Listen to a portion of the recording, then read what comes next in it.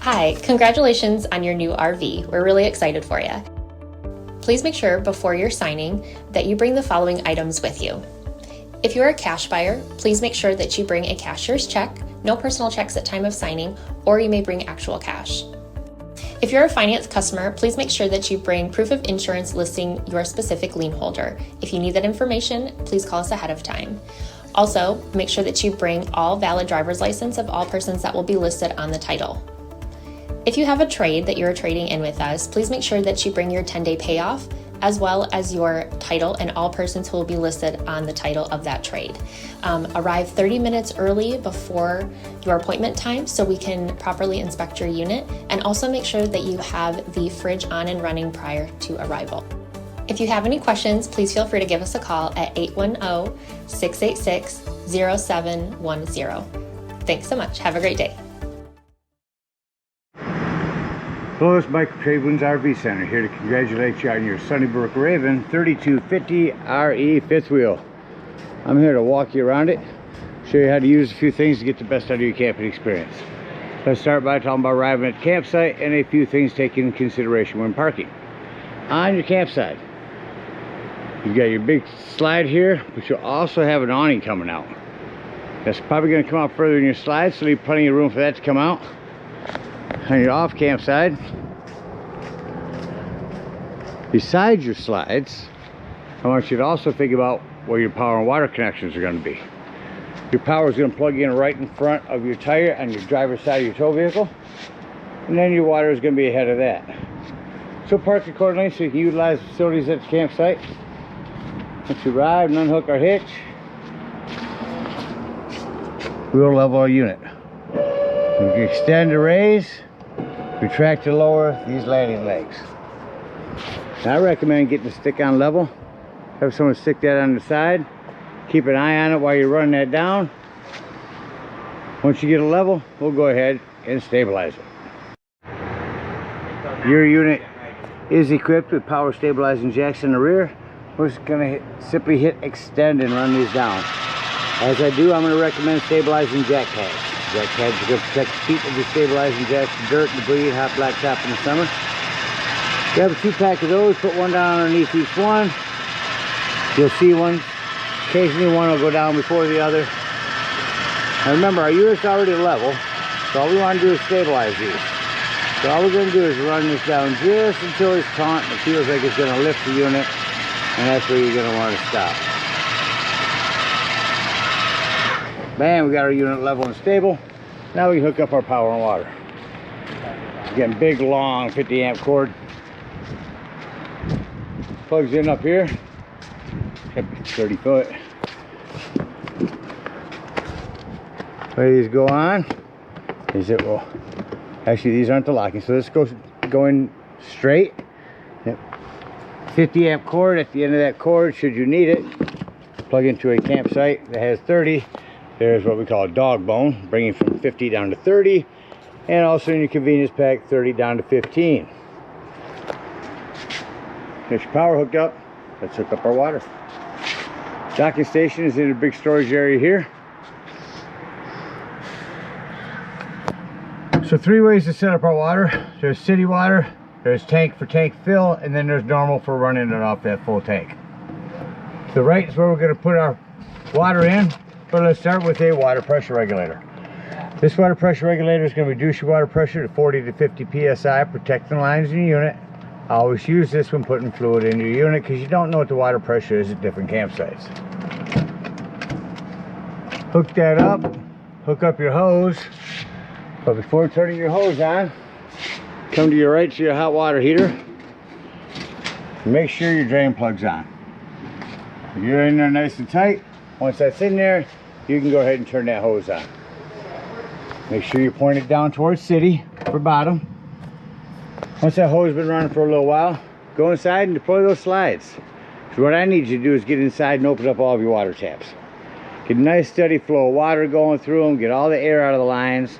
Once you do, you'll know that your hot water heater is full and you can turn that on from indoors. Now let's say we're going to go camping and we're not going to hook up at a campsite, we're going to go dry camping or boondocking. In that case, we have a 2-step process. We are going to start by setting this at tank, which is to fill the tanks. Hook up your hose, start running that. Make sure your hot water heater is closed, the same as before.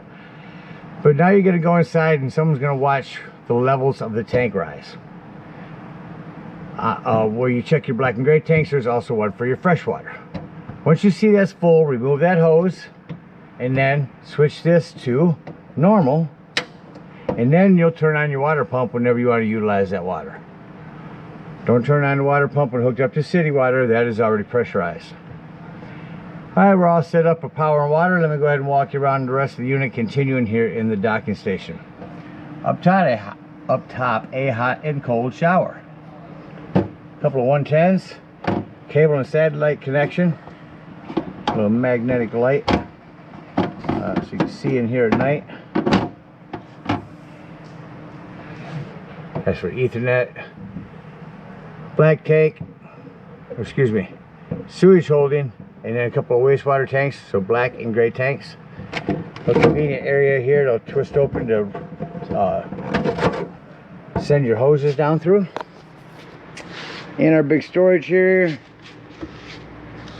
spare tire, battery disconnect. That would disconnect all the battery power to the unit. That'll come important later when I talk about your carbon monoxide and propane detector. Pick the battery, there's your battery. Check the post every now and then, make sure those haven't wiggled loose. Again, your hot water heater. Below that is a flue for your furnace. Two things on that. One, steer clear of it when you're running it, and when you are running it, make sure nothing's blocking it.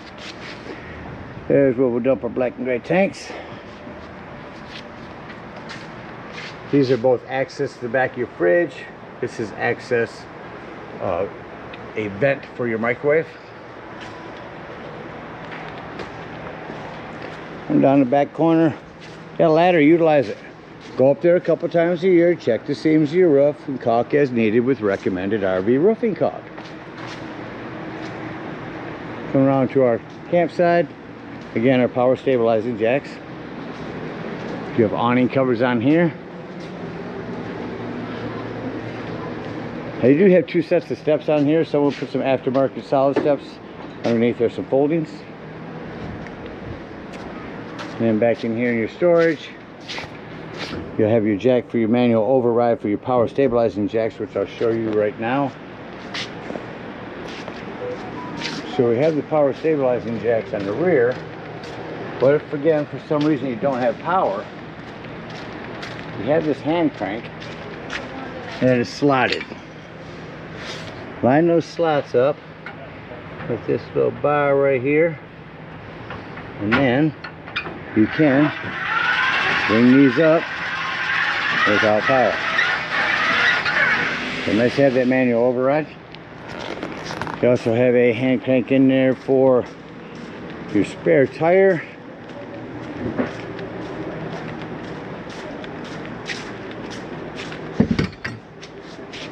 Up front here, propane. Does heavy regulator.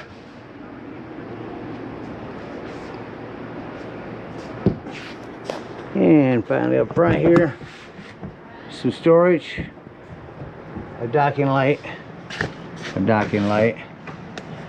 and your landing leg controls. That covers everything out here. We'll take a look on the inside. Alright, coming up beside your unit. First thing I always like to point out is the fire extinguisher. Make sure that you and everyone that's camping with you knows the fire extinguisher is located at the entry doorway in case of an emergency. Immediately to our right on the floor, you'll see this down below. That is going to be your 12-volt carbon monoxide propane detector, which means that is always running off your battery. So if you do decide to go dry camping, boondocking somewhere, and you're going to be gone for the entire day, use that battery disconnect up front to keep this from running your battery down. You come straight up the hallway here. It's a fantastic vent. You can raise, lower, and turn on. I'll show you that over here. So that's located. Down below, your thermostat. Shut that off. Get your air running in here. It's kind of toasty today. Get your air shut off. Now you notice it'll take a couple minutes for the fan to cycle through before it shuts off. But regular fan, AC, and furnace. Control here. Coming down right around the corner here is your control panel. Slide controls, awning controls. On your awning, go ahead and start to run that out. On your awning, you're going to want to make sure that you only run it out until you can see your flap fall down. You can see your silver bar. Flap's a little wet right now. Sometimes that make it take a couple seconds to flip back in. There it goes. So that's as far as you want to run that out. Now if you hold that button down, and yours runs out pretty fast, that will start to run itself up onto itself. So keep an eye on it. Make sure you don't run it out further than you need to. I'm going to leave that out, let it dry up a little bit. As we continue in here. Down below that, your ceiling fan. Here's where you see your brand new battery. Fresh water, that's what I said to hold down when filling your potable tank and your black and gray tanks. Down below here, lots of lights. Here's where you turn on your hot water heater if hooked up to gas, hooked up to electricity. It does make a difference, choose correctly. And here's where you turn on your water pump when you're using that fresh water. Speaking of water, plumbing. Maintain your plumbing in these. Looks like it's all PEX in these as well. Keep an eye on it. Make sure nothing's wiggled loose over time. Got a light over here by the kitchen. Self-explanatory microwave. Have a light and fan above our cooktop, which will fold back to make a nice backsplash. These ones here, turn it to high. Oh, and then hit our spark. So I think this is a hold to hit. Gas is on. There we go. And our last one. So you will have to push this in while you hit your spark. That's what will light these. Oven. There is a pilot. Push to hold to light that down there.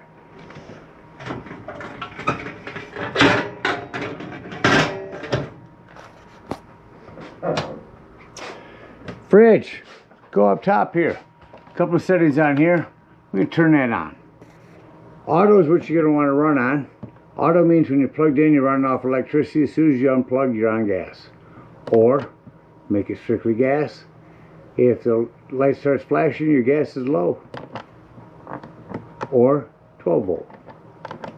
So nice setup here. The sofa will make into a bed.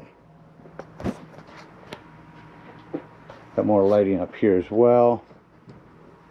Oops, light from here. And there.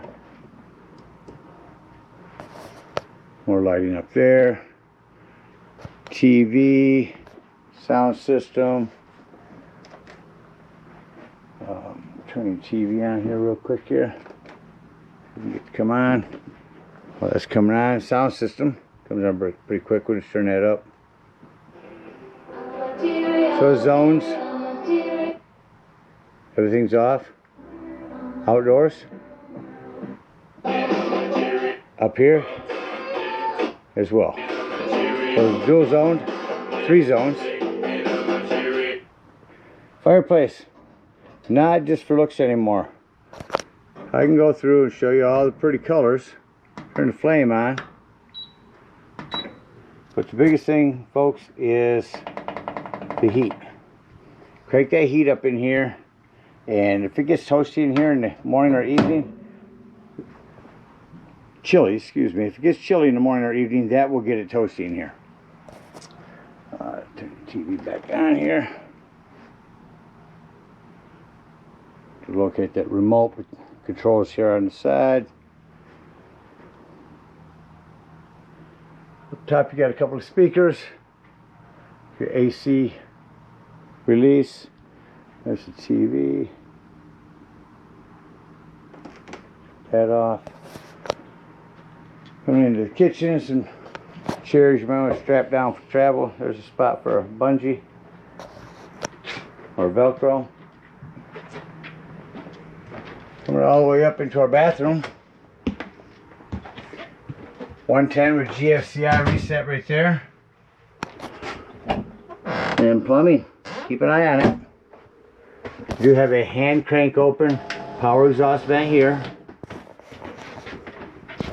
Bedroom door. Have that snapped open for travel. Got some storage under your bed. Another TV here. Good closet space. No signal. Oh yeah, another thing on your TVs. You're going to want to, when you arrive at the campsites, go into your menu, go over to your channels, go down to auto channel search, and run that. May take a little while, 20 plus minutes on this one, but it's going to run a channel search for you and pick up all the local channels where you're at. Well, that about covers everything on the inside. It's act like we're leaving the campsite and close the unit up. I like to start, I come to my control panel and shut off every light. Now I know all the rest of the lights throughout the unit. I gotta shut off our individual accent lights. Let me do that real quick. So now I went through the entire unit, shut off all the lights except for this last one, and then you're gonna come back and turn on your ceiling lights, main lights. Now I'm gonna say doors and drawers. Walk through the unit, make sure all doors and drawers are closed. Nothing's gonna impede your slides from coming in. These will utilize every inch here. Let's start by bedroom slide.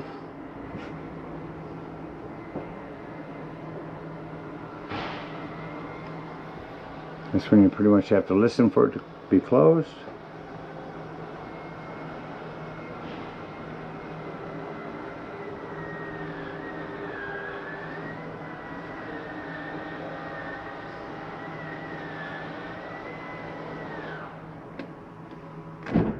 Next one, main slide.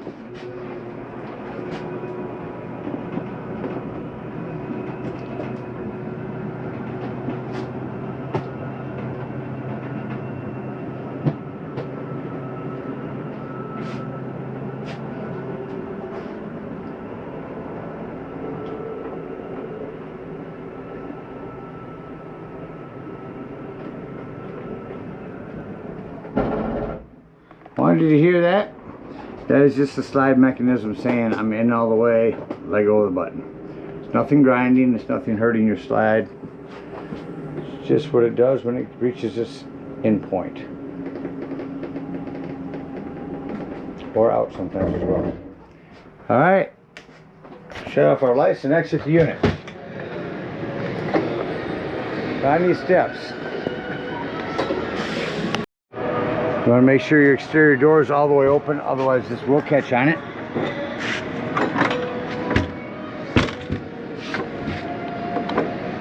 Lock that in there. Before you leave the dump station, and I say that in case you want to be in there checking your dump, lock and deadbolt this exterior door, lift and turn this handle. At this point, we're all boondocking. We're going to go around and dump our freshwater drain.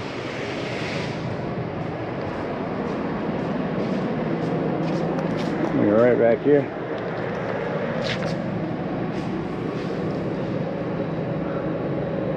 Right there, that white one.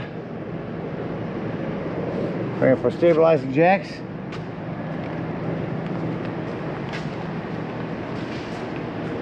Coming around here.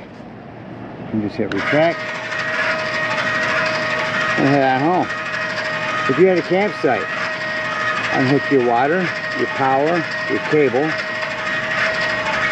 Bring up our stabilizing jacks, hook up our hitch, and head on up to the dump station. At the dump station, you're going to want to park accordingly. The dump is going to be toward the front of the unit. We'll get right to it here.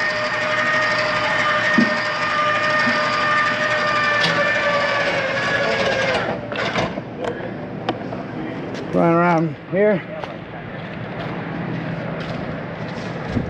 dump's going to be in front of your tires on your driver's side of your tow vehicle. A 10-foot hose, hook that up, come on up here. First thing you do is pull the sewage holding tank. That's going to be all your black tank. When that's done, go inside, make sure the black tank is empty. If it is, leave this handle all the way open. Grab a hose at the dump station, hook up to this sewer flusher. That's going to wash all that nastiness out of your black tank. Let it run for a good 5 minutes. Guy behind you can wait, he's on vacation. When that's done, put that back on there. Remove that hose, make sure all the washout you just put in there has drained. Then you can close this. Pour your first gray tank over here. When that's done, come down to your last gray tank over here. That's undone. Hook up your hitch and head on home. Again, thank you guys so much for your purchase. Hope you enjoy this Raven for many years to come. Happy camping.